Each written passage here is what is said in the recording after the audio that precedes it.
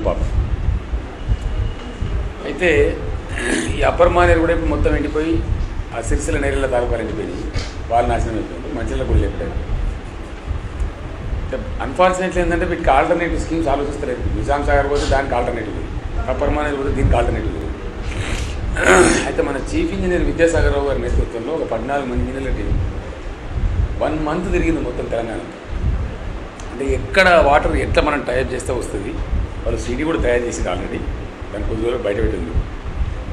ఇది మానేరు ఇంకెక్కువ చేస్తుంది, మినిమం ఇంకో 30 అయితే గ్యారంటీ అందుబాటులో ఉంటుంది ఇక్కడ. అంటే Singur project is equal to మనకు దగ్గర 50 జనం పాపం. అయితే ఈ అప్పర్ మానేరు కూడా ఇప్పుడు మొత్తం ఎండిపోయి ఆ సిరిసిల్ల నేరేళ్ళ తాలూకాలు ఎండిపోయినాయి, వాళ్ళు నాశనం అయిపోయింది, మంచిలో కూడా లేకపోయారు. అన్ఫార్చునేట్లీ ఏంటంటే వీటికి ఆల్టర్నేటివ్ స్కీమ్స్ ఆలోచిస్తలేదు. నిజాం సాగర్ పోతే దానికి ఆల్టర్నేటివ్ లేదు, అప్పర్ మానేరు పోతే దీనికి ఆల్టర్నేటివ్ లేదు.